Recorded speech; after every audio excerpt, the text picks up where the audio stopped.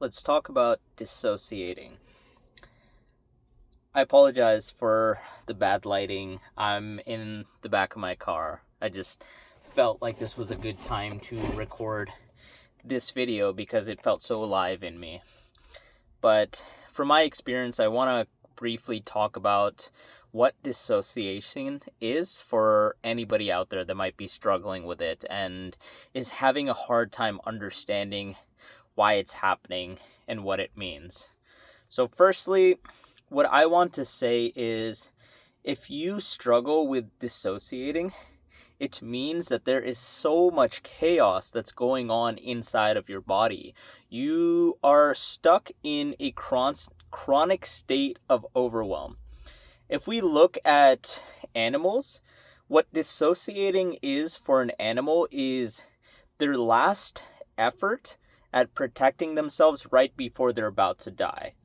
So the best example that I can think of in this moment is if you think of like a baby deer, or I believe it's called a fawn, when they like fall to the floor and they completely freeze up, it's a protection mechanism that they use when they truly believe that they're going to die and they don't have another method of protecting themselves. So essentially it's a survival mechanism. What it means is that you have been stuck in survival mode for such a long time, and your body is just in such a chronic state of overwhelm and pain and anxiety and a whole lot of heavy things that what it's trying to do is just numb you out to that pain and disconnect you from the reality of that. And usually that's something that happens in the natural world when an animal thinks that it's going to die. I'm going to die and I don't have any other way of protecting myself. So I'm going to numb myself out and disconnect myself from my body and from reality altogether so that I don't need to experience this level of intensity and pain that I am potentially going to experience. But then with humans, the reason that it comes up is because we live in a world that's just so fast moving and there's so many expectations of us and so many things that we've had put on us throughout our entire life that don't necessarily resonate with us. And that often leads us to holding on to all these different beliefs and these viewpoints and expectations of how we must be that don't always align with who we are at our core. So when we're holding on to all these different belief systems and having all this anxiety and all these expectations, naturally what it does is it just puts you in this state of constantly being overwhelmed. Almost like, hey, I don't have a choice to be under any other way because I feel like the world doesn't allow me to rest, doesn't allow me to be myself. If you have to constantly work a job, or if you live in an environment where you're with your parents and you have certain strict rules and they don't make room for who you naturally are, that is going to always cause you to be in a state of anxiety and having to appease other people. And having to be in that kind of state is not natural to who we are. You're supposed to be able to rest. You're supposed to be able to relax and not have to always be in this state where you're always working or you're always doing or you're always having to uphold somebody else's standard. So when we are young, what happens a lot of the times is because we live in a society or we're born into a family that doesn't agree with who we are at our core, and we unfortunately at that young age don't really have a choice to speak up for ourselves because we have to abide by the rules of other people in our lives. We have to mute who we are as people and become who they want us to be. And that causes us to go from a state of authenticity, which is a state where you're more fluid, you're more expressive, you feel healthier and a lot better because you're genuinely allowed to be yourself. But we go from that state to being in a state of really just having to be who other people want us to be. And when you're in that state long enough, it causes a lot of trauma. It causes a lot of anxiety. Maybe you've been put down a lot because you have not been allowed to be who you are for such a long time. And that has a major toll. I think that's one part of it. And then the other part of it is this constant grind and hustle mentality where we have to always be doing things. The world expects so much of us, and there's a lot of pressure put on us to be a certain way, whether we align with it or not. And then on top of that, we have all of these different systems that are pushing all of these negative narratives on us as well. Like the world is a dark place. There's these wars or these negative things going on here, and everywhere. And that's another layer to it as well. All of that just causes you to be in a state of like not believing you can be yourself, having to suppress your truth, also being in the state of constant fear and hypervigilance and overwhelmed and anxious all of the time.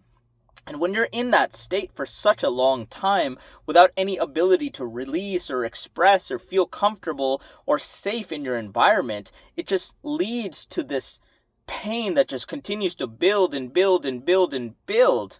And the protection mechanism that your body deploys is to essentially numb you out from reality, because you can't live in that pain. You can't be aware of the fact that you're not allowed to be yourself for such a long period of time without, you would be miserable. You would be suffering. You would be in so much pain. And rather than your body allowing you to be in that pain, it's going to be like, hey, nope, I'm going to knock your, consciousness out of your body. And I'm just going to tune you out to what you're actually experiencing because it's too much for you to handle.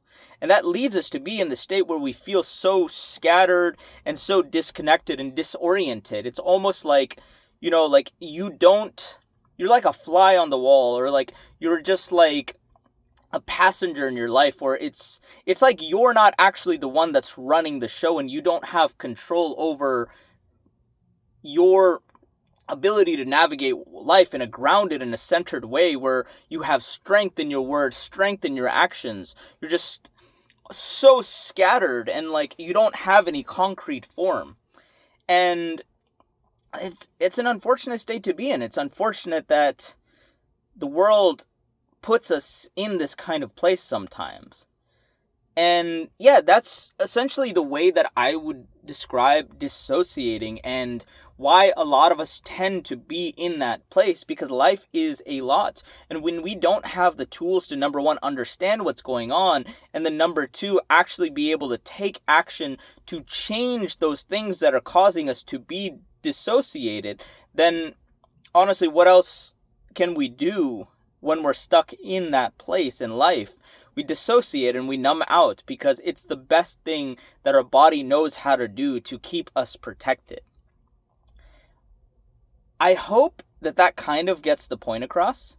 In a nutshell, in closing, what I want to just summarize is it is a protection mechanism that our body deploys to keep us protected.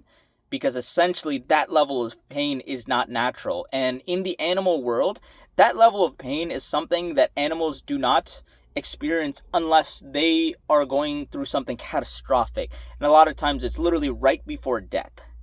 And yeah, it's just not a natural place to be in, and it's your body essentially trying to protect you.